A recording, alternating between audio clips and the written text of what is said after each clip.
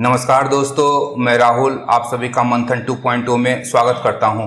जी हां, आज के इस सेशन में हम लोग समझेंगे कि स्टैंड एलोन 5G क्या है, जिसका उल्लेख कल रिलायंस ग्रुप के चेयरमैन मुकेश अंबानी ने रिलायंस के वार्षिक आम सभा को संबोधित करते हुए कहा है। पहले देखते हैं कि हुआ क्या है।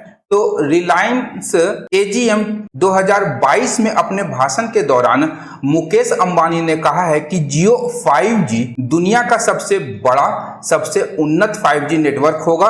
उनके अनुसार जहां अधिकांश दूरसंचार ऑपरेटर 5G का एक नॉन स्टैंड अलोन वर्जन तैयार कर रहे हैं, वहीं जियो की जो 5G सेवा होगी वह स्टैंड एलोन होगी। सबसे पहले हम लोग देखते हैं कि यह स्टैंड एलोन 5G नेटवर्क है क्या, तथा यह non stand alone 5G network से यह कैसे अलग है। स्टैंड एलोन 5G को चलाने के लिए LTE EPC पर निर्भर नहीं करना होता है। अब यहां पर सबसे पहले है कि यह LTE और EPC है क्या। तो LTE का जो फुल फॉर्म हो जाएगा आपका लॉन्ग टर्म इवोल्यूशन, ध्यान रखिएगा, लॉन्ग टर्म इवोल्यूशन, जिस पर 4G तकनीक आधारित होती है। 4G तकनीक लॉन्ग टर्म इवोल्यूशन पर आधारित होती है। वहीं EPC जो है इवॉल्व्ड पैकेट कोर कहलाती है। इन दोनों ही तकनीकों पर हमारा 4G नेटवर्क जो हम लोग वर्तमान समय में यूज कर रहे हैं वह निर्भर करती है। इन दोनों के ऊपर 5G नेटवर्क जो निर्भर नहीं करता है उसे स्टैंड एलोन 5G नेटवर्क कहा जाता है। रिलायंस के इस 5G को cloud native 5G core network के साथ में जोड़ा जाएगा। और जोड़ा कैसे जाएगा, तो इसे रेडियो तरंगों के माध्यम से जोड़ा जाएगा। स्टैंड एलोन 5G जो है, इसका 5G कोर को एक सर्विस बेस्ड आर्किटेक्चर के रूप में डिजाइन किया गया है, जो नेटवर्क फंक्शन को पूरी तरह से वर्चुअलाइज कर देगा। यहां ध्यान रखिएगा कि नेटवर्क जो भी होगा, नेटवर्क का जो फंक्शन होगा उसे वर्चुअलाइज किया जाएगा। इसका जो इस्तेमाल है बड़े पैमाने पर factory automation, autonomous vehicle operation, enterprises आदि में किया जाएगा। विशेषज्ञों के द्वारा स्टैंड एलोन 5G को डिजिटलाइजेशन के लिए वरदान कहा है, क्योंकि हम लोग जानते हैं कि 5G का एक बहुत ही महत्वपूर्ण फीचर होता है अल्ट्रा लो लेटेंसी, जिसमें लगभग 1 मिली सेकेंड की लेटेंसी होती है। और इस लेटेंसी को बनाने के लिए यह स्टैंड एलोन 5G नेटवर्क ही कर सकता है। यदि हम लोग non stand alone 5G network की बात करें तो यह जो नेटवर्क होगा यह वर्तमान LTE और EPC के साथ मिलकर के काम करेगा। Non stand alone 5G network को 5G रेडियो के माध्यम से access network, radio access network, या जिसे हम लोग शॉर्ट में RAN कहते हैं, 4G के टावर्स के साथ में, सीधा सिंपल में समझिए कि 4G के टावर्स के साथ में 5G को हम लोग उपयोग करेंगे, दोनों को मिला करके, और एक ऐसी संरचना का निर्माण किया जाएगा जिसके द्वारा हम लोग क्या करेंगे कि 5G नेटवर्क का यूज करेंगे। इस डायग्राम के माध्यम से हम लोग समझ सकते हैं कि 5G non stand alone mode जो होगा वहां पर हम लोग 4G के माध्यम से, 4G के कोर के माध्यम से 5G तकनीक का उपयोग करेंगे, जबकि स्टैंड एलोन जो कि अकेला होगा यहाँ 4G के लिए अलग होगा और 5G के लिए मेरा जो 5G न्यू रेडियो होगा उसका कोर बिल्कुल 5G का अलग होगा। इन दोनों के अंतर को यदि हम लोग कहें तो मूल अंतर जो है हमारा यही है कि 4G कोर नेटवर्क पर निर्भर करता है, जबकि स्टैंड एलोन 5G जो है वह 4G के कोर नेटवर्क पर निर्भर नहीं करता है। यदि हम लोग 5G non stand alone architecture को समझे तो यहाँ पे इस डायग्राम के माध्यम से भी समझा जा सकता है कि 5G के साथ साथ 4G नेटवर्क का जो कोर उपयोग कर रहा है, जो कोर 4G उपयोग कर रहा है, जिस कोर को, उसी कोर को उपयोग 5G का टावर भी करेगा और इसके माध्यम से हम लोगों को 5G की सेवाएं प्रदान की जाएंगी। अब यदि हम लोग समझे स्टैंड एलोन 5G के क्या क्या लाभ हैं, तो सबसे पहले है कि अल्ट्रा लो लेटेंसी और हाई बिटरेट होने वाला है। जैसा हम लोग पूर्व में ही देख चुके हैं कि 5G में जो लेटेंसी होगी स्टैंड एलोन में वह 1 मीटर सेकेंड की लेटेंसी होगी, यानी कि कम से कम समय में हम अधिक से अधिक मात्रा में डाउनलोड और अपलोड कर सकते हैं। इसके द्वारा हम लोग क्लाउड गेमिंग या इमर्सिव मीडिया या वाहन या जिसे कोबोट नियंत्रण भी कहा जाता है, वाहनों को भी नियंत्रित कर सकते हैं। इसके द्वारा जो नेटवर्क होगी उसकी क्षमता और कवरेज जो होगा दोनों का विस्तार हो जाएगा और एक अनुमान के अनुसार यह जो कैरियर एग्रीगेशन होगा इसके माध्यम से नेटवर्क क्षमता को 27% तक बढ़ाया जा सकता है। यदि हम लोग नेटवर्क स्लाइसिंग की बात करें तो स्टैंड एलोन 5G के साथ में end to end network slicing high scalability और उन्नत गुणवत्ता की सेवा प्रबंधन क्षमता प्रदान करता है।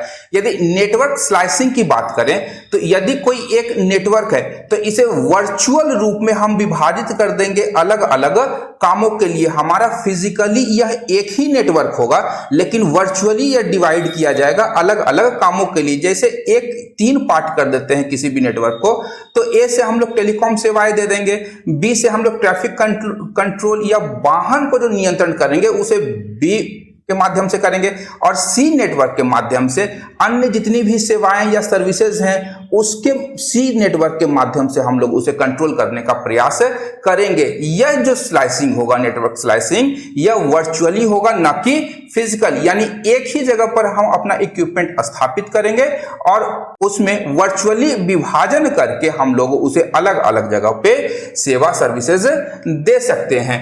अब यहां पर प्रश्न उठता है कि कल जो रिलायंस का एजीएम हुआ था तो इसमें जो भी घोषणाएं की गई तो क्या जियो को अन्य सेवा प्रदाताओं जैसे आपका वोडाफोन और एयरटेल के ऊपर किसी भी प्रकार की कोई बढ़त प्रदान करता है? तो यहां सबसे पहले समझने वाली बात है कि जब भारत में 5G ऑक्शन हुआ था तो सर्वाधिक स्पेक्ट्रम खरीदने वाली जो कंपनी थी वह जियो थी और यदि जियो ने कहीं पे पैसा लगाया है सबसे ज्यादा तो उसे कुछ ना कुछ बढ़त अवश्य ही प्राप्त होगी। यदि हम लोग देखें तो 3500 मेगाहर्ट्ज का जो मिड बैंड जियो ने खरीदा है इसे विश्व स्तर पर 5G के लिए निर्धारित किया गया है। ध्यान रखिएगा 3500 मेगाहर्ट्ज मिड बैंड को वर्ल्ड के स्तर पर 5G के लिए निर्धारित किया गया है। वहीं 26 गीगाहर्ट्ज मिलीमीटर वेवलेंथ वाले बैंड को अल्ट्रा हाई क्षमता के लिए इसे मान्यता प्रदान की गई है और केवल जियो के पास ही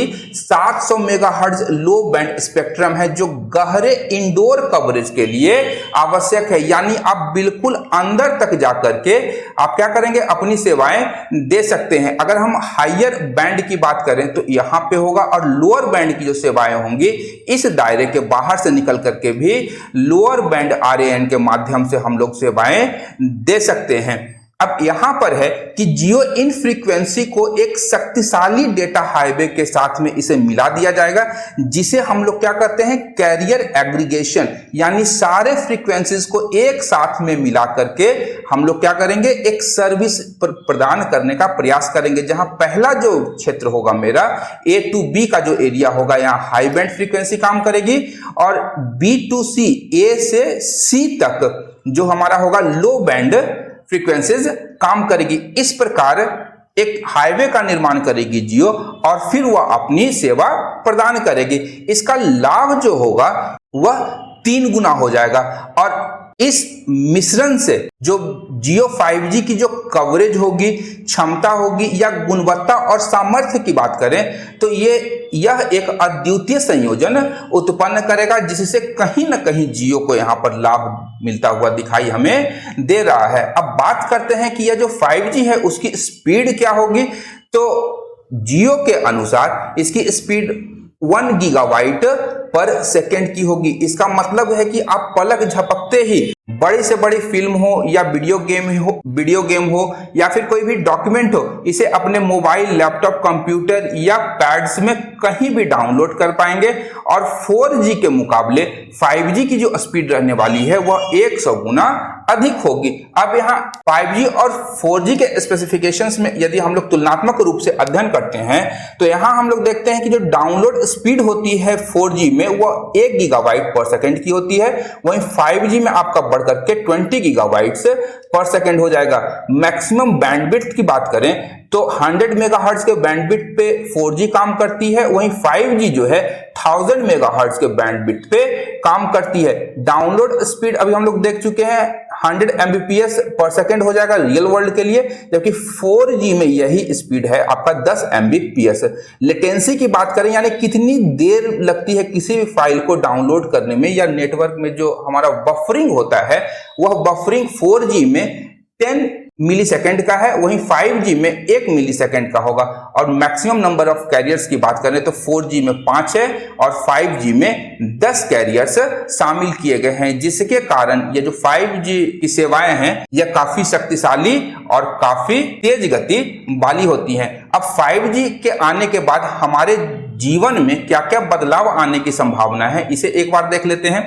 तो हमारे जीवन में सबसे पहले है कि शिक्षा, चिकित्सा, तकनीक, शोध, हर क्षेत्र में इसका हमें फायदा मिलेगा। जैसा कि अभी हम लोग देख रहे थे कि 2021 और 22 में हम लोग लगातार कोरोना महामारी के कारण अपने घरों में लॉकडाउन के दौरान हम लोग बंद थे और उस दौरान हम लोगों ने अधिकांश काम अपने मोबाइल इंटरनेट के माध्यम से ही किया है, चाहे वो डिजिटल एजुकेशन की बात हो या चिकित्सा की बात हो या ग्रोसरी प्रोडक्ट्स को अपने घर पे होम डिलीवरी के द्वारा मंगाने की बात हो। तो ये सारे काम हम लोगों ने 4G के माध्यम से किया था। अब यहाँ पर क्या होगा, 5G के माध्यम से इसमें जो गति होगी यह गति काफी ज्यादा बढ़ जाएगी। इसके अतिरिक्त चिकित्सा, तकनीक और शोध प्रत्येक क्षेत्र में इस तकनीक के आने से फायदा होने वाला है।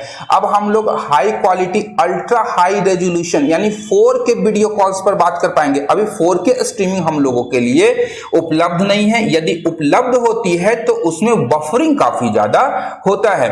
इसके साथ ही कि बिना वाईफाई नेटवर्क के भी हम लोग वीडियो स्ट्रीमिंग और वीडियो चैट एक दूसरे से कर पाएंगे।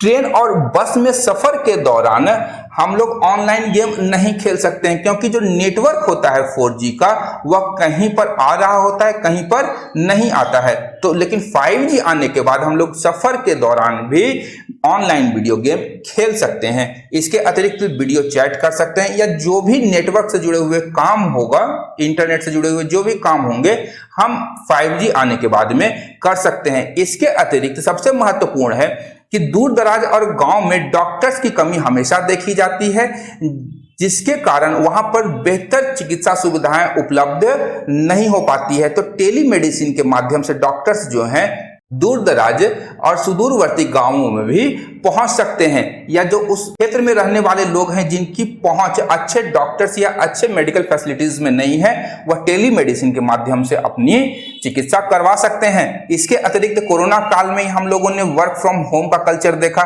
तो 5G नेटवर्क के आने के बाद वर्क फ्रॉम होम का कल्चर बढ़ने वाला है। इसके अतिरिक्त आप ऑफिस में भी जाकर के काम कर सकते हैं और घर में रह करके भी काम कर सकते हैं। तो इस प्रकार से एक हाइब्रिड वर्क कल्चर का जो विकास होगा वह 5G के आने के बाद से होगा। इसके अतिरिक्त है कि आर्टिफिशियल इंटेलिजेंस की मदद से हम लोग कई काम जो है ऑटोमेटेड तरीके से करना संभव हो पाएगा हम लोगों के लिए। यहां तक कि बिना ड्राइवर की गाड़ी, टेस्ला वाली जो गाड़ी अमेरिका में वर्तमान समय में चल रही है, टेस्ला की गाड़ी आने वाले समय में हो सकता है कि भारत में भी चलने लगे। तो इसके लिए हमारा जो नेटवर्क की क्षमता होनी चाहिए, उसकी कैपेसिटी, उसका जो सामर्थ्य होना चाहिए वह अत्यधिक बेहतर होना चाहिए, तभी हम ड्राइवरलेस कार की परिकल्पना भारत में भी कर सकते हैं। इसके अतिरिक्त ट्रैफिक सिग्नल का जो नियंत्रण होगा वह ऑटोमेटिक हो जाएगा और स्वयं जो है ट्रैफिक रेड, ग्रीन और हरा अपने आप होता रहेगा तथा ट्रैफिक का नियंत्रण आसानी से किया जा सकता है। इसी प्रकार स्पेसिफिक यूज हम लोग देखते हैं तो कहाँ होगा, मैन्युफैक्चरिंग में होगा, energy utilities, public safety, health care, public transport जो हम लोग पहले बात कर चुके हैं, मीडिया एंटरटेनमेंट में, ऑटोमेटिव में, फाइनेंशियल सर्विसेज में, रिटेल और एग्रीकल्चर के सेक्टर में हम लोग क्या करेंगे कि 5G तकनीक का यहाँ पर उपयोग कर सकते हैं। अब प्रश्न उठता है कि क्या हम लोग अपने पुराने फोन में भी 5G चला पाएंगे? जियो का जो लॉन्च किया गया है, तो यहाँ इसका उत्तर है नहीं, हम लोग अपने पुराने 4G मोबाइल में 5G नेटवर्क काम नहीं करेगा। तो सबसे बड़ी बात है कि तो फिर इसके लिए हमें करना क्या होगा। तो जियो ने यह भी घोषणा की है अपने AGM 2022 में कि जियो फोन 5G को लॉन्च करेगा, जो गूगल और क्वालकॉम के साथ पार्टनरशिप में मिलकर के बनाया गया है। यह सबसे सस्ता 5G फोन होने वाला है, जो क्वालकॉम के स्नैपड्रैगन 485G प्रोसेसर के साथ पेश किया जाएगा। इस फोन के फीचर्स की यदि हम लोग बात करें तो इसका जो डिस्प्ले होगा वह 6.5 इंच की HD+ IPS LCD डिस्प्ले होगा। प्रोसेसर इसका स्नैपड्रैगन 485G का होगा, जो पहले ही हम लोग बात कर चुके हैं, और मेमोरी जो होगी वो 4GB रैम के साथ में 32GB इंटरनल मेमोरी इसमें दी जाएगी। यहाँ उल्लेखनीय तथ्य है कि यह जो फोन होने वाला है, यह जो प्रोसेसर होगा, यह स्नैपड्रैगन का सबसे सस्ता प्रोसेसर अभी तक 5G में माना जाता है। तो 5G शुरू करने में जियो किसी की मदद ले रहा है, तो अमेरिकी कंपनी है क्वालकॉम, ध्यान रखिएगा अमेरिका की कंपनी है क्वालकॉम, इसकी मदद से ही जियो भारत में 5G सेवाएं अपनी प्रारंभ कर रहा है। तो इसके बाद है कि हमें ब्रॉडबैंड के लिए क्या करना होगा। तो रिलायंस जियो की तरफ से ultra high speed fixed broadband launch करने की बात की गई है। जब यह लॉन्च हो जाएगा तो रिलायंस का कहना है कि वर्तमान समय में जो भारत फिक्स्ड ब्रॉडबैंड के मामले में विश्व में 138वें स्थान पर है। इसके लॉन्च होने के बाद भारत विश्व के टॉप 10 देशों में आने का लक्ष्य रखा गया है। अंत में यहाँ पे यदि हम लोग देखते हैं कि 5G network, stand alone 5G network क्या भारत में ही स्टार्ट हो रहा है या भारत के अतिरिक्त भी इसे कहीं प्रारंभ किया गया है।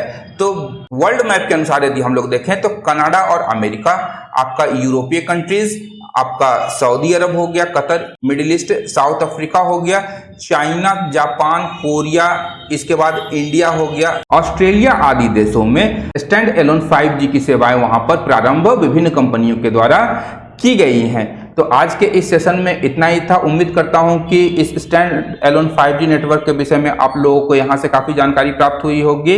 अंत तक देखने के लिए धन्यवाद। Thank you. मिलते हैं अगले सेशन में।